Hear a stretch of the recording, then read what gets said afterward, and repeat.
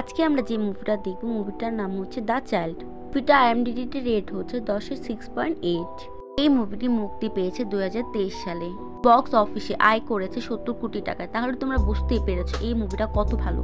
এই মুভিটার মধ্যে একদম টুইস্টের উপর টুইস্ট আছে। তুমি যদি একবার দেখো তুমি আরেকবার দেখতে ইচ্ছে করবে এই মুভিটা। তাহলে দেরি না করে মুভিটা শুরু করে ফেলি। তার আগে বলে রাখি আমার এই চ্যানেলটা নতুন, তোমাদের যদি এই ভিডিওটা একটু হলেও ভালো লেগে থাকে তাহলে তোমরা সাবস্ক্রাইব করে যেও। আমরা মুভির শুরুতেই দেখতে পাই একটা ওয়্যার হাউসের মধ্যে একটা লোককে বেঁধে রেখেছে। তাদের মধ্যে একটা লোক বলে কাজ হয়ে গেছে, তোমরা টাকা নিয়ে এই লোকটাকে নিয়ে যাও। যেই লোকটাকে বেঁধে রেখেছে আমরা দেখতে পাই সে কি করে জানে তার বাঁধনগুলো খুলে ফেলে। তারপর সেই দুটো লোককে মেরে ফেলে আর সেখানেই অপেক্ষা করে কিছুক্ষণ। গুন্ডারা যখন সেই লোককে ফোন দেয় সে যখন চলে আসে তখন দেখে তারা দুজন মাটিতে পড়ে আছে। তখন তাদের অবস্থা ঠিক তেমনই হয়। এই লোকটি বাঁচা ছিল, সেই লোকটি বাকি সব লোকদের একদম খুঁচিয়ে খুঁচিয়ে অনেক ভয়ঙ্কর ভাবে স্ক্রু ড্রাইভার দিয়ে মেরে ফেলে। ও তোমাদের বলে রাখি এর নাম হচ্ছে চার্লি। পরের সিনে আমরা ফিলিপাইনের একটি চাইনিজ বক্সিং সেন্টারে দেখতে পাই যেখানে দুজন বক্সারের উপর সবাই বাজি ধরেছে, সবাই টাকা দিচ্ছে। সেখানে চার্লিও একটা বক্সারের উপর বাজি ধরেছে। চার্লি মার্কোর উপর টাকা ধরেছে। এই হচ্ছে সেই মার্কো। মার্কো বক্সিং এ এত বেশি ভালো তার প্রতিপক্ষ কোনোভাবে তার সামনে টিকতে পারে না। মার্কো সেই ছেলেটাকে এত বেশি মারে সেই সেখানে বেহুশ হয়ে যায়। মার্কো কাউকে ভয় পায় না, এমনকি যারা ম্যাচ ফিক্স করেছে তাদের কাছে তার ভাগের টাকা নিয়ে সেখান থেকে চলে আসে। মার্কো যখন বাসায় আসে তখন আমরা দেখতে পাই মার্কোর অবস্থা অনেক বেশি খারাপ। তারা অনেক দরিদ্র, তার মাও অনেক বেশি অসুস্থ। মার্কোর একটাই ইচ্ছা তার মার চিকিৎসা করা, সে যেন সুস্থ হয়ে থাকে। এটাই মার্কোর শেষ ইচ্ছা। তার মার চিকিৎসা করার জন্য তার কাছে পর্যাপ্ত পরিমাণ টাকা ছিল। তার কাছে একটাই উপায় ছিল তার বাবাকে খুঁজে বের করা, কারণ তার বাবা অনেক বড় লোক। মার্কোর বাবা মার্কো যখন জন্ম হয়েছে তারপর সেখান থেকে চলে গিয়েছে কোরিয়াতে। মার্কো কোনোভাবে জানতে পেরেছে তার বাবা অনেক বেশি ধনী। তাই মার্কো জিমি নামের এক লোককে দায়িত্ব দিয়েছে তার বাবাকে খুঁজে বের করার জন্য। জিমি একটা এতিমখানা চালায়, কিন্তু সেটা টাকার অভাবে বন্ধ হওয়ার প্রায় পৌঁছে গেছে। তাও মার্কো তাকে টাকা দিতে থাকে আর বলে আমার বাবাকে তুমি যে করেই হোক খুঁজে বের করে দিও। মার্কো বক্সিং করতো কারণ তার মার চিকিৎসার জন্য। সে এইটুকু টাকা দিয়ে তার মাকে কোনোভাবে টিকিয়ে রাখার চেষ্টা করছিল। মার্কো চাচ্ছিল এই টাকাগুলো দিয়ে আরো বেশি টাকা করতে। এর কারণে সে জুয়া খেলতে শুরু করে, কিন্তু মার্কোর কপাল এতটাই খারাপ সে আজ পর্যন্ত কোনোদিনও জিতেনি জুয়ায়। তখনই একটা লোক আসে, লোকটির নাম হচ্ছে জ্যাকক। সে বলে তার সাথে মিলে জুয়েলারির দোকান লুট করার কথা বলে, তার কাছে সবকিছু প্ল্যান আছে। মার্কো প্রথমে জ্যাকবকে না বলে দেয় সে এই কাজটা কখনো করবে না, কিন্তু জুয়ার মধ্যে এত টাকা হারিয়েছে তার মার এরকম অবস্থা দেখে মার্কো বাধ্য হয়ে তার প্ল্যানে রাজি হয়ে যায়। তারপর রাতে তারা জুয়েলারি দোকানের সামনে এসে পৌঁছায়। জ্যাকব তাকে একটা বন্দুক দেয়। তারপর মার্কো গাড়ি থেকে নেমে যখন জুয়েলারি দোকানের সামনে আসে তখন সেখানে একটা লোকাল গ্যাং তাকে হামলা করে। মার্কো তো বক্সিং এ অনেক বেশি ভালো, এর কারণে সে সবার সাথে লড়তে থাকে। যখন জ্যাকেট দেয়া বন্দুকটা সে শুট করতে যায় তখন দেখতে পায় বন্দুকের মধ্যে কোনো গুলি নেই, এটা একদম ফাঁকা। মার্কো তখন বুঝতে পারে কেউ তাকে ফাঁসানোর চেষ্টা করছে। তখন কোনো উপায় না পেয়ে সেখান থেকে পালাতে শুরু করে। সামনে জ্যাকবের গাড়ি ছিল, কিন্তু জ্যাকব মার্কোকে কোনো সাহায্য করে না। মার্কো দৌড়াতেই থাকে। মার্কো তখন একটা গাড়ির সাথে ধাক্কা খায়। মেয়েটা তাড়াতাড়ি করে নামে আর মার্কোর কাছে ক্ষমা চায় আর বলে তোমার কিছু হয়নি তো। মার্কো একদম ঠিক ছিল, তার তেমন কোনো ক্ষতি হয় না, কিন্তু মেয়েটি জোর করে তাকে হসপিটালে নিয়ে যায়। ডাক্তার তাকে ভালো করে চেক আপ করে, তারপর রিপোর্ট আসে সবকিছু ঠিক আছে। মেয়েটির নাম হচ্ছে সুগামি। মেয়েটি মার্কোকে কিছু ক্ষতিপূরণ হিসেবে কিছু টাকা দিয়ে থাকে। মেয়েটি মার্কোকে কপিনও বলে ডাকে, কারণ কোরিয়ান বাবা জন্ম দিয়েছে আর ফিলিপিয়ান মা। এই কথা শুনে মার্কো অনেক বেশি অবাক হয়ে যায়। তার এই ব্যাপারটা সে কি করে জানলো। মার্কো মেয়েটির সাথে আর কোনো কথা না বাড়িয়ে হসপিটাল থেকে চলে আসছিল। তখনই তাকে জিমি ফোন দিয়ে তার কাছে ডেকে নেয়। জিমি মার্কোকে বলে যেভাবে তুমি তোমার বাবাকে খুঁজছো সেভাবেই তোমার বাবা তোমাকে খুঁজছে। জিমি বলে কিছুদিনের মধ্যে তোমার বাবার লোক তোমার সাথে দেখা করতে আসবে। ঠিক তেমনটাই হয়েছে। কিছুদিন পর তার বাবার লোকেরা তার সাথে দেখা করতে আসে। লোকগুলো যখন মার্কোকে খুঁজতে খুঁজতে তার বাড়ি পর্যন্ত আসে, দূর থেকে চার্লি এই সব কিছু নোটিস করছিল। মার্কো হঠাৎ করে এই লোকগুলোকে দেখে অনেক বেশি অবাক হয়ে যায়। সেখান থেকে একটা লোক বলে আমি তোমার বাবার উকিল। লোকটি মার্কোকে পাসপোর্ট, ভিসা আর প্লেনের টিকিট দিয়ে বলে তাড়াতাড়ি তোমাকে কোরিয়া যেতে হবে, কারণ তোমার বাবা অনেক বেশি অসুস্থ, তার হাতে বেশি সময় নেই। মার্কো কি করে তাদের সাথে যাবে, তার মা অনেক বেশি অসুস্থ, এর কারণে তারা কেয়ারটেকার রেখে দেয় যাতে তার মার কোনো অসুবিধা না হয়। লোকটি মার্কোকে বলে তোমার বাবার কাছে এত পরিমাণ টাকা আছে যার কারণে তুমি তোমার মাকে যে কোনো মুহূর্তে চিকিৎসা করতে পারবে। মার্কো তার মায়ের অসুস্থতার কারণে তাদের সাথে যেতে রাজি হয়ে যায়। অন্যদিকে আমরা ডিলিয়ানকে দেখি, যে দক্ষিণ কোরিয়ার বড় ব্যবসায়ী ভোনাইয়ের ছেলে। ড্যানি একটা আর্টিকেল দেখতে থাকে যেখানে লেখা আছে তার কোম্পানি স্ক্যামের সম্পর্কে। এইসব দেখে ড্যানি অনেক বেশি রেগে যায়। তখনই উকিলের ফোন আসে তার কাছে। পরের ফ্লাইটে আমরা মার্কোকে নিয়ে আসছি। এই কথা শুনে ড্যানি তার বাবার কাছে যেয়ে বলে, ব্যাস আর একটু সময়, তারপরে তুমি তোমার ছোট ছেলের সাথে দেখা করতে পারবে। মার্কোকে প্লেনে বিজনেস ক্লাসে বসানো হয়। এটাই ছিল মার্কোর প্রথম প্লেনে ওঠা। এর কারণে মার্কো অনেক বেশি এক্সাইটেড ছিল। প্লেন টেক আপ করার কিছুক্ষণ পর চার্লি তার সিটের কাছে আসে। চার্লি হেসে বলে, মার্কো আমি তোমার বন্ধু, তুমি যেখানে যাচ্ছ তুমি জানো না তোমার সাথে কি হতে চলছে। মার্কো অনেক বেশি অবাক হয়ে যায়। তুমি এটা বুঝতে পারছো না, সবকিছু এত তাড়াতাড়ি হয়ে গেল, তুমি ঘরে বসে পাসপোর্ট ভিসা সবকিছু পেয়ে গেলে এত তাড়াতাড়ি। চার্লি বলো, তোমার কি একটু অদ্ভুত লাগছে না? চার্লি যখন চলে যাচ্ছিল তখন মার্কোর কানে কিছু একটা বলে। মার্কো অনেক বেশি ভয় পেয়ে যায়। প্লেন ল্যান্ড করার সাথে সাথে মার্কোকে ড্যানির লোকের কাছে দিয়ে দেয়। মার্কোকে যখন এয়ারপোর্টের বাইরে নেওয়ার জন্য বের করে তখনই সেখানে আমরা সুগামিকে দেখতে পাই। সেখানে সুগামির সাথে বসে থাকা একটা মেয়ে, তার নাম হচ্ছে রুষা। কেউ মার্কোকে দেখছিল। তখনই আমরা জানতে পারি ফিলিপাইনে জ্যাকবকে মারা হয়েছে। জ্যাকবকে সুগামি হায়ার করেছিল, যার কারণে মার্কোকে সে ফাঁসিয়েছিল। তার সাথে সাথে কেয়ারটেকারকেও মারা হয়েছিল, যে মার্কোর মার দেখাশোনা করছিল। মার্কোর মাও সেখান থেকে গায়েব হয়েছে, তার মাকে কোনোভাবে খুঁজে পাওয়া যাচ্ছে না। আর এই সব কিছু মার্কো এখনো জানে না। তারপর মার্কোকে একটা গাড়ি করে নিয়ে যাওয়া হয় আর চার্লি তার ফলো করে। তখনই সুগামিকে একটা বক্স দেওয়া হয়। বক্সের মধ্যে একটা বন্দুক আছে, তারাও কিছু একটা প্ল্যান করছে। অন্যদিকে মার্কোর গাড়ি শহর থেকে দূরে জঙ্গলের দিক দিয়ে ঘুরে যাচ্ছে। আর সেখানে একটা জায়গা ড্যানি তার লোকদের নিয়ে দাঁড়িয়ে আছে। কিছুক্ষণ পর ড্যানির কাছে দুটো লোক নিয়ে আসে। এক হলো কোম্পানির ম্যানেজার আর হলো সেই রিপোর্টার। এই সেই সাংবাদিক যে ড্যানির কোম্পানি সম্পর্কে লিখিয়েছিল আর ম্যানেজার সব ইনফরমেশন দিয়েছিল। এর কারণে ড্যানি অনেক বেশি রেগে আছে তাদের প্রতি। ড্যানির সঙ্গে সঙ্গে তাদের দুজনকে মেরে ফেলে। তখনই একটা ডাক্তার তার টিমকে নিয়ে সেখানে পৌঁছায়। সেই ডাক্তারকেও ব্ল্যাকমেল করে এখানে নিয়ে আসা হয়েছে। আমরা দেখতে পারি জঙ্গলের দিক দিয়ে যখন তারা যাচ্ছিল তখনই সেখানে চার্লি চলে আসে। এটা দেখে মার্কো অনেক বেশি শক হয়ে যায়। চার্লি একে একে গাড়িতে থাকা যে কটা লোক ছিল মার্কো বাদে সবাইকে শুট করে মেরে ফেলে। এর কারণে মার্কোর অ্যাক্সিডেন্ট হয়। চার্লি ড্যানিকে ফোন দিয়ে বলে, মার্কো আমার কবজায় আছে।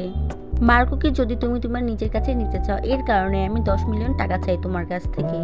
যখন গাড়ি থেকে বের হয়ে আসে তখন চার্লি বলে, তোমার ভয় পাওয়ার কোনো কারণে, আমি তোমার বন্ধু। দক্ষিণ কোরিয়ার মধ্যে আমি কিলার হলেও কি এই দেশে আমি তোমার একমাত্র বন্ধু। মার্কো এসব দেখে অনেক বেশি ভয় পাচ্ছিল আর চার্লিকে বলছিল, এইসব তুমি কেন করছো? চার্লি বলে, এইসব কিছু বোঝানোর এখন সময় নয়, তোমাকে আমার সাথে যেতে হবে। যেমনটা আমি তোমাকে প্লেনে বলেছিলাম, তোমাকে মারার জন্য এখানে নিয়ে আসা হয়েছে। মার্কো তার কথা এতটাই বেশি ভয় পেয়ে যায় সে জঙ্গলের রাস্তায় দৌড়াতে থাকে। তখনই কেউ তাকে ফলো করতে থাকে। দৌড়াতে দৌড়াতে সে একটা ব্রিজের কাছে চলে আসে। চার্লি তাকে গাড়িতে বসতে বলে, কিন্তু মার্কো এদিক ওদিক তাকিয়ে ব্রিজ থেকে লাফ দেয়। মার্কো কোনোভাবে ট্রাকের নিচে পড়া থেকে বেঁচে যায়। তাকে দেখে চার্লিও ঝাঁপ দেয়। মার্কো দৌড়াতে থাকে, চার্লিও তার পিছনে দৌড়াতে থাকে। চার্লি শ্বাসকষ্টের প্রবলেমের জন্য সে কোনোভাবে আর দৌড়াতে পারে না, তার কারণে সে সেখানেই থেমে যায়। ওদিকে ড্যানিকে জানায় তার লোকদের মেরে ফেলেছে কেউ একজন, আর মার্কোকে সেখান থেকে নিয়ে চলে গিয়েছে। যেভাবে মেরেছে মার্কো আশেপাশে কোথাও নেই। তখনই ডাক্তার এসে ড্যানিকে জানায় অপারেশনের সবকিছু প্রস্তুতি হয়ে গেছে। মার্কো এখানে নেই, এর কারণে অপারেশন হতে পারছে না। এর কারণ তোমরা একটু পরেই জানতে পারবা মার্কোর কারণে কেন অপারেশন থেমে আছে। তখন ড্যানি বের হয়ে যায় মার্কোকে খোঁজার জন্য। মার্কো দৌড়াতে দৌড়াতে একটা টাউনে চলে আসে। সে একটা টেলিফোন বুথে যেয়ে তার উকিলকে ফোন দেয় যে তাকে এখানে নিয়ে এসেছিল, কিন্তু সেই ফোনটি ধরে সুগামি অলরেডি ওই উকিলকে মেরে ফেলেছে। সুগামি মার্কোকে বলে, আমি তোমাকে রিসিভ করার জন্য আসছি। তখন মার্কো ফিলিপাইনে সেই এতিমখানায় ফোন দেয়। তার মা নিখোঁজ আর তার মার কেয়ারটেকারকে মেরে ফেলা হয়েছে। তখন এই চার্লি হঠাৎ করে চলে আসে। এটা দেখে মার্কো সেখান থেকে দৌড়াতে থাকে। চার্লিও মার্কোর পিছু দৌড়াতে থাকে। কিছুক্ষণ পরে মার্কোকে সে ধরে ফেলে আর বলে, অনেক হয়েছে দৌড়াদৌড়ি, এবার তুমি আমার গাড়িতে বসো। মার্কো কোনো উপায় না পেয়ে সেখান থেকে চার্লিকে একটা ঘুষি মেরে সেখান থেকে পালিয়ে যায়। তখন সুগামি আসে। তখন মার্কো তার গাড়িতে উঠে সেখান থেকে চলে যায়। চার্লি তাদেরকে দেখতেই থাকে। মার্কোর সুগামিকে দেখে মনে পড়ে যায় ফিলিপাইনে তার গাড়ির সাথে সে ধাক্কা খেয়েছিল, তারপরে তাকে হসপিটালে নিয়ে গিয়েছিল। সুগামি মার্কোকে বলে, তুমি মরার আগে সবকিছু জেনে যাবে। সুগামি যখন হাইওয়ে দিয়ে যাচ্ছিল তখন ড্যানি দেখতে পায় সুগামির গাড়িতে মার্কো আছে। তাড়াতাড়ি করে সুগামির গাড়ি ফলো করতে থাকে। সুগামি বলে, যে আমাদের গাড়ি ফলো করছে সে হলো তোমার বড় ভাই, যার অর্ডারে তোমাকে এখানে নিয়ে আসা হয়েছে। ড্যানি সুগামিকে ফোন দিয়ে বলে, আমার সাথে শত্রুতা করলে তোমাকে অনেক বড় দাম দিতে হবে। তখনই সেখানে চার্লি চলে আসে গাড়ি নিয়ে, কিন্তু সুগামি তাদের থেকে অনেক ভালো গাড়ি চালায়। সে তাড়াতাড়ি করে সেখান থেকে চলে যায়। সুগামি গাড়ি নিয়ে জঙ্গলের রাস্তা দিয়ে চলে যায়। গাড়ি থামিয়ে মার্কোকে বলে, তোমার বাবা হার্টের রোগী, এর কারণে তোমাকে এখানে আনা হয়েছে। সে যদি সুস্থ থাকো তাহলে তোমাকে এখানে কোনোভাবে আনা হতো না। তোমার বাবা যদি এখন মারা যায় তোমার বড় ভাইয়ের হাত থেকে পুরো বিজনেস চলে যাবে। আর বাবা অজ্ঞান হওয়ার আগে ড্যানির সৎ বোন রুসার নামে এই সব সম্পত্তি রেখে গিয়েছে। এর কারণে ড্যানি এই উইলটা পাল্টাতে চায়, যার কারণে তোমাকে এখানে নিয়ে আসা হয়েছে। তোমার বাবা বা ভাই তোমাকে চায় না, তোমার এই হারটা চায়, কারণ তোমার এই হারটা তার দরকার। মার্কো এইসব কথা শুনে অনেক বেশি কষ্ট পায়। সোগামি বলে তোমাকে মারার জন্য রুসা আমাকে কন্ট্যাক্ট দিয়েছে। তোমার ভাই তোমার হার্ট নিয়ে তোমাকে মারতে চায়, আর তোমার বোন তোমাকে সরাসরি মারতে চায় যাতে তোমার হার্ট কোনো কাজেই না লাগে। তাই এখন আমি তোমার হার্টে গুলি করব। তখনই চার্লি চলে আসে। মার্কো সুযোগ পেয়ে সেখান থেকে পালিয়ে যায়, আর চার্লি সোগামিকে সেখানে মেরে ফেলে। ও সেখান থেকে পালিয়ে কোনোভাবে রোড পর্যন্ত পৌঁছায়। সেখানে ড্যানি তাকে দেখতে পায়। ড্যানির লোকরা তাকে সেখান থেকে তুলে নিয়ে চলে যায়। ড্যানি যখন মার্কোকে বাসায় নিয়ে আসে তখন হুনাইয়ের বোন রুসা তাকে দেখে অনেক বেশি রেগে যায়, আর সে মনে মনে ভাবে এতক্ষণ সে কি করে বেঁচে আছে। ড্যানি মার্কোকে নিয়ে রুসার সামনে আসে আর বলে আমি যেটা চাই সেটা যে কোনোভাবে হাসিল করে ছাড়ি। এরপর রুসা সেই বক্স থেকে একটা বন্দুক বের করে সে কিছু একটা সিদ্ধান্ত নেয়। কিছুক্ষণের মধ্যে চার্লি ড্যানির ম্যানশনে এসে পৌঁছায়। আর অন্যদিকে জিমি জানতে পারে মার্কোর মাকে কেউ হসপিটালে ভর্তি করে দিয়েছে। কে মার্কোর মাকে হসপিটালে ভর্তি করেছে সেই লোকটি কে সে এখনো জানতে পারেনি। ড্যানি মার্কোর সাথে তার বাবাকে দেখা করায়। মার্কো তার বাবাকে দেখে, সে জীবনে প্রথমবার তার বাবাকে দেখেছে। ড্যানি মার্কোকে বলে আমার বাবা মোট 3টা বিয়ে করেছে, 3 করে 3টা ছেলে মেয়ে, কিন্তু তোমার হার্ট তার সাথে ম্যাচ করে গিয়েছে। এরপর মার্কোকে বেহুশ করানো হয়। মার্কো আর মার্কোর বাবাকে অপারেশনের জন্য রেডি করা হয়। আর এইসব ড্যানি তার রুমে বসে দেখছিল। তার বাড়িতে অপারেশন থিয়েটার বানিয়ে ফেলেছে। ডাক্তাররা যখন অপারেশন শুরু করবে তখনই হঠাৎ করে মার্কোর জ্ঞান ফিরে যায়। এইসব দেখে ডাক্তাররা সবাই অনেক বেশি অবাক হয়ে যায়, এটা কি করে হলো। ডাক্তাররা যখন তাকে আবার অজ্ঞান করতে নিবে তখনই ডাক্তারের অ্যাপ্রন পরা চার্লি সবাইকে মারতে থাকে। ভিতরে কি হয়েছে এইসব দেখার জন্য যখন ড্যানির লোক ভিতরে আসে তখন তারা দেখতে পারে চার্লি সবাইকে মেরে ফেলছে। ঠিক তেমন করে চার্লি ওদেরকেও মেরে ফেলে। চার্লি মার্কোকে বলে আমি বলছিলাম না আমি তোমার বন্ধু, আমি তোমাকে দেখো আবার বাঁচাতে চলে এসেছি। মার্কো বুঝতে পারে না কেন চার্লি এখানে তাকে বাঁচাতে এসেছে আর কিভাবে তাকে এখান থেকে বের করবে।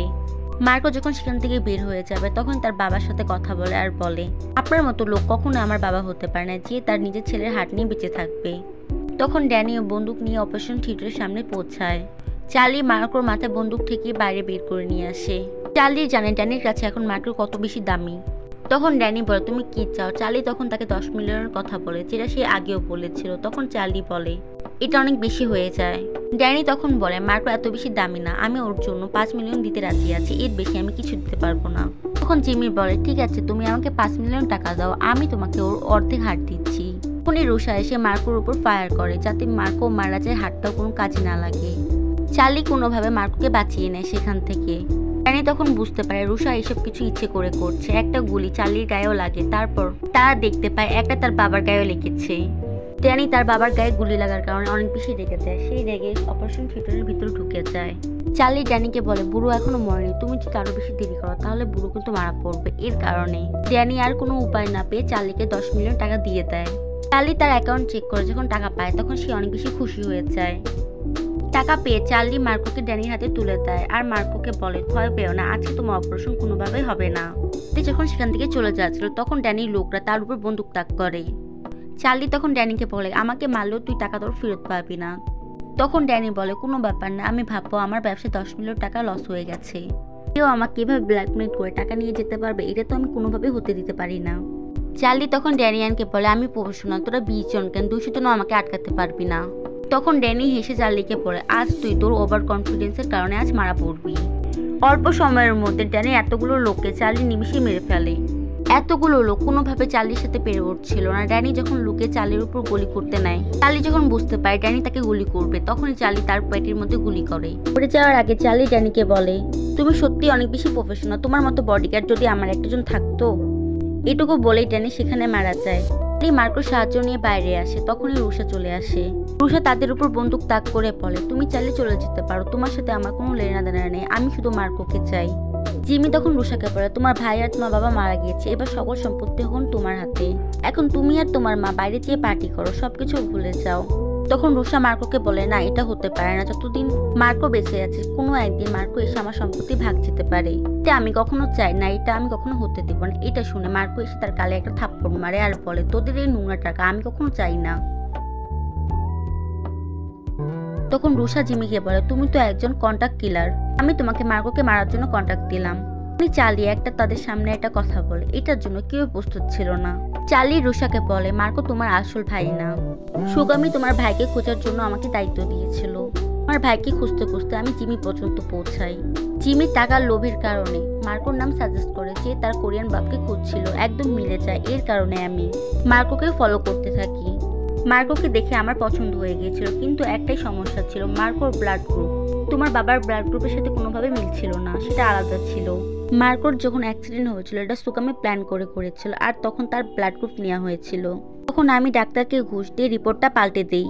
এরপর সুকামি মার্কোকে কোরিয়ার পৌঁছানোর পরে মার্ডার করার প্ল্যান করে। ড্যানির কাছ থেকেও টাকা নিতে পারে, আবার তোমার কাছ থেকেও টাকা নিতে পারে। এইসব কথা শুনে মার্কো অনেক বেশি রেগে যায় আর চার্লিকে বলে, তুমি আমাকে এইসব বিপদের মধ্যে ফেলে দিয়েছিলে, আমি তো ওদের কারণে মারা যেতে পারতাম। তখন চার্লি বলে, আমরা 10 মিলিয়ন টাকা পেয়েছি, 5 মিলিয়ন টাকা তোমার, 5 মিলিয়ন টাকা আমার। তোমার মার চিকিৎসা হয়ে যাবে আর তুমি সারা জীবনের জন্য কোটিপতি হয়ে যাবে, আর তোমার কোনো সমস্যাই থাকবে না। দিয়ে কি করবে, যে বাপ তোমাকে ছোটবেলায় রেখে চলে গিয়েছে। তখন মার্কো বলতো, এগুলোর কারণে আমার জীবন চলে যেত। তখন চার্লি বলে, তোমার বুঝতে হবে আমি একজন প্রফেশনাল কিলার, আমি থাকতে তোমার কিছুই হবে না।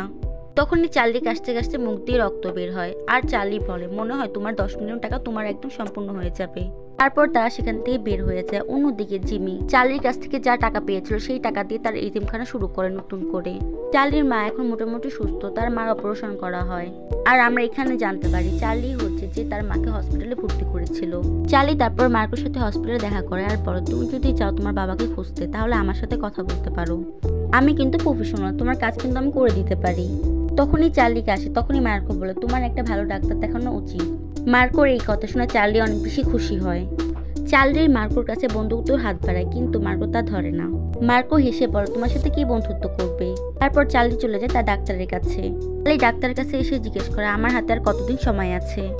আমরা এখানে জানতে পারি চার্লির হচ্ছে হার্টের সমস্যা হয়েছিল, তার কারণে চার্লি আর বেশি দিন বাঁচবে না। এর কারণে ডাক্তার তাকে মরার আগে ভালো একটা কাজ করতে বলেছিল। চার্লি যখন ভালো কাজটা করা হয়ে যায়, যেমন মার্কোকে সাহায্য করা, তারপর যখন ডাক্তারের কাছে যায়, ডাক্তার তাকে জানায়, আমার আসলে কোনো কিছুই হয়নি, তুমি অতিরিক্ত ধূমপানের কারণে তোমার একটু সাইড এফেক্ট হয়েছিল, এর কারণে আমি তোমাকে বলেছিলাম ভালো কাজ করো। এই কথা শুনে চার্লি অনেক বেশি অবাক হয়ে যায়, তার সাথে সাথে অনেক বেশি খুশি হয়ে যায়। এখানে এই মুভিটা শেষ হয়ে যায়। আপনি যেহেতু এই পর্যন্ত মুভি দেখে ফেলেছেন, তাহলে নিশ্চয়ই আপনার এই মুভিটা ভালো লেগেছে। প্লিজ চ্যানেলটা সাবস্ক্রাইব করবেন, আর আপনার মুভিটা কেমন লেগেছে সেটা কমেন্টে এসে বলে যাবেন। আজকের মতো এখানেই বিদায় নিচ্ছি।